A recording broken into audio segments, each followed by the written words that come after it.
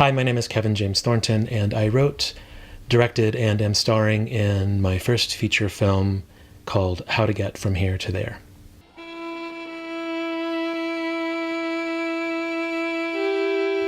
This is a film about a man who is questioning his life choices.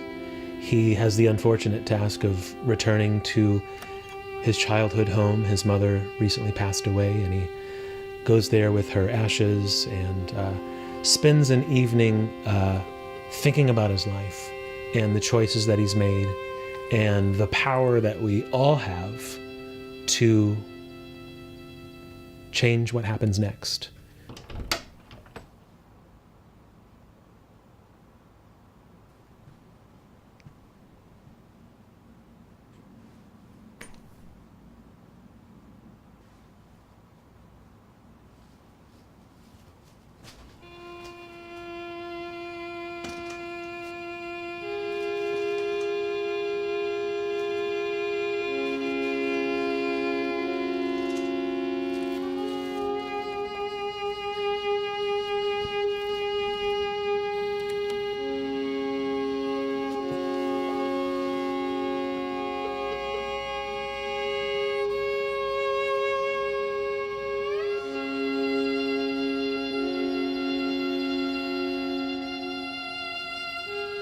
My name is Daniel Mark Collins, and I play Future Boy in How to Get From Here to There. Take two. That was 3 clicks. Yeah. This movie is not like something that I've ever seen before. It's not like something that I've ever been in before. It's really unique. It's very quirky. But I think the message that is the through point throughout the entire film is love and how relationships affect us. You know, I never had a place where I felt safe. I didn't even know I didn't feel safe now that I feel so safe. The way I see it is, you and me, we got a real good thing going here. I mean, I can't speak for the both of us, but I think we got a real good thing going. My name is Lydia C. Bushfield. So in the beginning, I was only slated to play Amy, which is an artificial intelligence character, and you only hear her voice. So it was a very good moment for me, I think, as an actress to think, okay, how do you portray this character when you're never going to see them? Artificial intelligence sequence engage. Artificial Intelligence Motherboard Interface online. Get me out of here, Amy. Where would you like to go, Commander? I had to start thinking about how do you fully round out this character? How do you play her?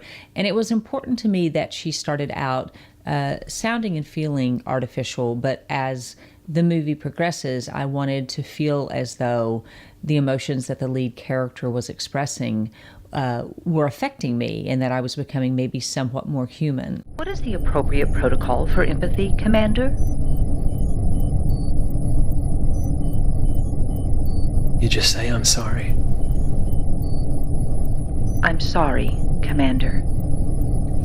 And then Kevin came and said, by the way, do you want to play my mother? Not that I think you're old enough to do that, but a version, a character, something that's sort of loosely based on his mother, the woman that he is home to bury or to spread her ashes, and the woman that he's there to mourn. And I said, of course. And that really started me thinking about it even deeper. And I thought, what an interesting idea that you'll see this character who is based on his mother, and that voice will also be the voice of the artificial intelligence in the show. And what an interesting thing to think that in his childhood imagination or in his imagination as an adult, that the voice that is guiding him on this journey through the universe is actually the voice of his mother. You look tired, going through all that time over and over again. I'm so tired.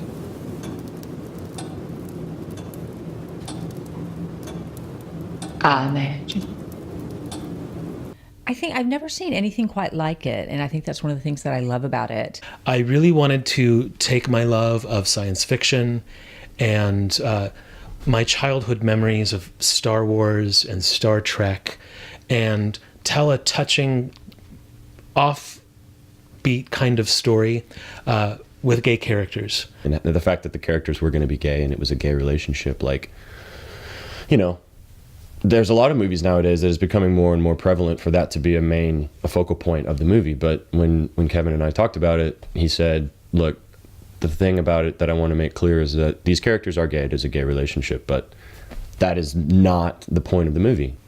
It was important to me to make a film, tell a story about a man who is gay, but the film is not about being gay. So much of queer cinema takes sort of the struggle of accepting yourself or some sort of societal heaviness and makes that sort of the central story.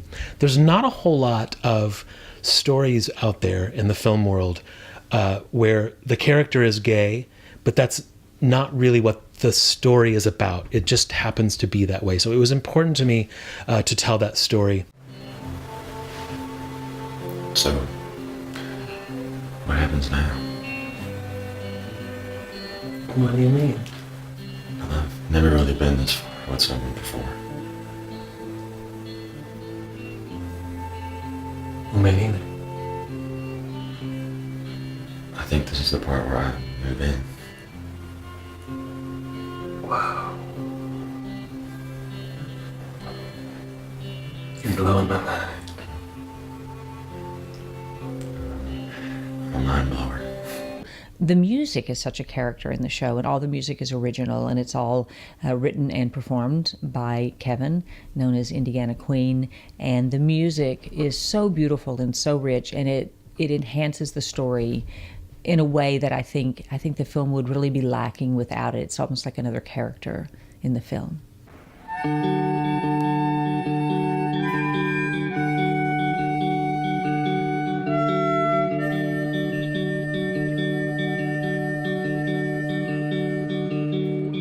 It's time for a part of me to go to where we were before. It's unusual. It is touching. It's intentionally lo-fi, and I think that does an extra emotional thing to the piece, that it's done in this sort of childlike way, and you're traveling through space, but it's all almost hokey in a way. It's like how a kid would do it, and I think that adds a layer of emotionality to it that I think wouldn't be there if it were CGI effects or, you know, really over the top space scenes or spaceship scenes. It's all done very, very humble, and I really love that about this film. We've all felt that feeling when you meet somebody and they turn your world upside down. And then if you unfortunately go through the experience of losing them, or if you go through the experience of having tough times with them, that affects you. And I think that's the other thing that this movie is about, is about that type of love and how that can affect you, and what it means and how it changes you if it doesn't go the way you want it to go. So it's a story about life. It's a story about love and finding love and heartbreak. And it's told through a really unusual perspective. So it's a story that I think everyone will relate to. And I can't wait for the world to see it. Tune in to it. Tune in to it. Tune in to it. Tune in to it. Tune in to it. Tune in to it. Tune in to it. Tune in.